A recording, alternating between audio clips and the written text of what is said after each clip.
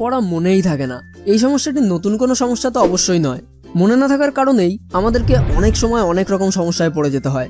অনেকেরই সব পড়া হয়ে থাকলেও পরীক্ষার সময় কিছুই মনে পড়ে না। তাহলে এর মানে কি আমাদের ব্রেনের ধারণ ক্ষমতা কম? একটি গবেষণা থেকে জানা গেছে আমাদের ব্রেন 2.5 পেটাবাইটস ডেটা ধারণ করতে পারে। 1 পেটাবাইটসের অর্থ হলো 1024 টেরাবাইট এবং 1 টেরাবাইটের অর্থ হলো 1024 গিগাবাইট। এবার যদি আমরা মনে করি একটি কম্পিউটারের হার্ড ডিস্ক 1 টেরাবাইটস বা 1024 জিবি হয়, তাহলে 2.5 পেটাবাইটসের অর্থ হলো 2560টি কম্পিউটারের ধারণ ক্ষমতার সমান। সুতরাং আমাদের প্রত্যেকের ব্রেনের ধারণ ক্ষমতা 2560টি কম্পিউটারের হার্ড ডিস্কের ধারণ ক্ষমতার সমান। তাহলে এখন হয়তো আপনি ভাবছেন, আমাদের ব্রেনে যদি এত বেশি ধারণ ক্ষমতা হয়ে থাকে তাহলে আমরা কিছু মনেই রাখতে পারি না কেন? আর যদি আপনার প্রশ্ন এটাই হয়ে থাকে তাহলে আজকের এই ভিডিওটি আপনার জন্যই। কারণ আজ আমরা এই বিষয়ে আলোচনা করব যে কিভাবে আমাদের ব্রেনের পাওয়ারকে বাড়ানো সম্ভব এবং দীর্ঘ সময় পর্যন্ত কোনো কিছু মনে রাখা সম্ভব। তাই আজকের এই ভিডিওটিকে একদম শেষ পর্যন্ত অবশ্যই দেখতে থাকুন। তো চলুন আর বেশি কথা না বাড়িয়ে আজকের ভিডিওটি শুরু করা যাক। So technique number 1, imagination. Imagination এবং মেমোরি দুটিই একে অন্যের সঙ্গে জড়িত। যেমন ধরুন, আপনাকে কেউ আপনার লাইফের সবথেকে মজার একটি ঘটনা শেয়ার করতে বলছে, তখন নিশ্চয়ই ঘটনাটি বলার জন্য আপনাকে ইমাজিন করতে হবে, তাহলেই আপনি ভালো করে গল্পটি বলতে পারবেন। তো এর থেকেই বোঝা যায় আমরা যা ইমাজিন করতে পারি ওই ব্যাপারেই আমরা ইজিলি মনেও রাখতে পারি। এ কারণেই কোনো কাজ করার সময় বা পড়ার সময় অলওয়েজ আমাদের পঞ্চ ইন্দ্রিয়কে ব্যবহার করে যত বেশি সম্ভব ইমাজিন করতে হবে। আর যত বেশি সংখ্যক এবং ভালোভাবে আমরা ইমাজিন করতে পারবো তত ভালোই আমাদের ওই জিনিসটি মনে থাকবে। Technique number 2, association.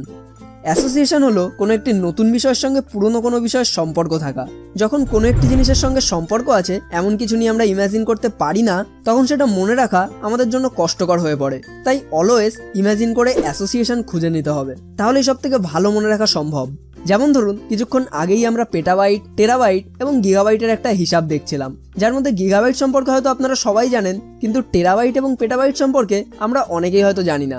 বাট না জেনে থাকলেও এটা হয়তো আপনারা অবশ্যই বুঝতে পেরেছেন যে টেরাবাইট এবং পেটাবাইটও গিগাবাইটের মতোই, এবং আপনারা যে এই জিনিসটি বুঝতে পেরেছেন সেটি সম্ভব হয়েছে এই অ্যাসোসিয়েশনের মাধ্যমেই। তো এই ইমাজিনেশন এবং অ্যাসোসিয়েশন মিলাই তৈরি হয় স্টোরি মেথড, যার মাধ্যমে আমরা আমাদের মেমোরির ধারণ ক্ষমতাকে আরও শক্তিশালী করতে পারি। তো যদি আপনি কোনো একটি রচনা, প্যারাগ্রাফ, লেটার, অ্যাপ্লিকেশন, এমনকি কম্পোজিশন পড়ার সাথে সাথে ইমাজিন করতে পারেন, এবং যদি আপনি 2 বারের বেশি ইমাজিন করে পড়ার চেষ্টা করেন, তাহলে অবশ্যই আপনি সেটা মনে রাখতে পারবেন। এবং এই পদ্ধতিতেই প্রতিটি বিষয় ইমাজিন করে মনোযোগ সহকারে পড়তে হবে। আর এই সময় অবশ্যই কোনো ধরনের মিউজিক নয়, কোনো আজে বাজে চিন্তাও নয়, কোনো চাপ নিয়ে নয়, বরং ফ্রিলি পড়তে হবে। আর যদি আপনি এই টিপসগুলি আপনার লাইফে অ্যাপ্লাই করে ফেলেন তাহলে আপনি নিজের উন্নতি কদিনের মধ্যে নিজেই বুঝতে পারবেন। তো আর বেশি দেরি না করে এখনই পড়তে বসে যান, আর আপনি আপনার লাইফে কতটুকু উন্নতি করতে পারলেন সেটা অবশ্যই আমাদেরকে কমেন্ট করে জানান। আর ভিডিওটি যদি আপনার ভালো লেগে থাকে তাহলে অবশ্যই লাইক করুন এবং শেয়ার করে আপনার বন্ধুদেরকেও হেল্প করুন। আর আপনি যদি আমাদের চ্যানেলে নতুন হয়ে থাকেন তাহলে এখনই সাবস্ক্রাইব করে পাশের বেল আইকনটিকেও প্রেস করে রাখুন আমাদের পরবর্তী সমস্ত নতুন ভিডিওর নোটিফিকেশনগুলি সবার প্রথমে পাওয়ার জন্য। সম্পূর্ণ ভিডিওটি দেখার জন্য আপনাকে অসংখ্য ধন্যবাদ। আপনার সময় অনেক অনেক অনেক ভালো কাটুক।